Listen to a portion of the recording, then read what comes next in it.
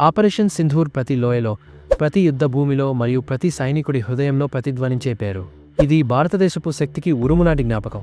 అయితే అది ఆగకపోతే భారత సైన్యం మరింత ముందుకు సాగి పాకిస్తాన్ ప్రతిఘటనను తుడిచిపెట్టి మొత్తం దేశాన్ని స్వాధీనం చేసుకుంటే ఇండియన్ ఆర్మీ రఫేల్ యుద్ధ విమానాలు వెండుస్తున్న sudden attack on Pakistan terrorists dens 70 members out. భారత సైన్యంలోని ధైర్య పురుషులు మరియు మహిళలు సింహాల వలె గర్జించారు.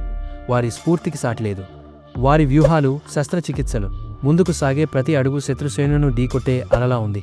ఆపరేషన్ సింధూర్ కేవలం ఒక మిషన్ కాదు, ఇది ఒక సందేశం.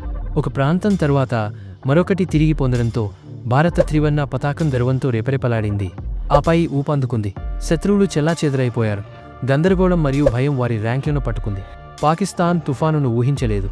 నగరాలు చుట్టుముట్టబడ్డాయి. కమాండ్ సెంటర్లు తటస్థీకరించబడ్డాయి. ప్రపంచం దిగ్భ్రాంతితో చూసింది మరియు బహుశా విస్మయం. భారతదేశం వాస్తవానికి పాకిస్తాన్ను స్వాధీనం చేసుకోగలదా? అయితే అకస్మాత్తుగా నిశ్శబ్దం. తుపాకులు నిశ్శబ్దం అయ్యాయి. ట్యాంకులు ఆగిపోయాయి. ఆదేశాలు వచ్చాయి. ఆపు. యుద్ధం ముగిసింది. భారత సైనికులు నిలబడ్డారు. అయోమయంలో ఉన్నారు.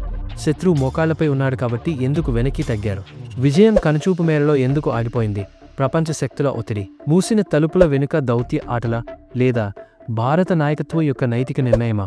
పాకిస్తాన్ ఊపిరి పీల్చుకుంది, కానీ కేవలం భారతదేశ ప్రజలు అడిగారు, మనం ఎందుకు ఆగిపోయామో? మనం లేకపోతే ఆపరేషన్ సింధూర్ కొనసాగి ఉంటే దక్షిణాసియా మ్యాప్ ఈరోజు చాలా భిన్నంగా కనిపించవచ్చు.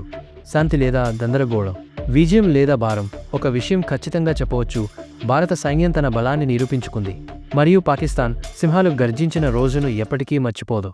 భారతదేశం పూర్తిగా వెళ్ళి ఉంటే ఏమి జరిగి ఉండేదని మీరు అనుకుంటున్నారు? క్రింద వ్యాఖ్యలలో మాకు తెలియజేయండి.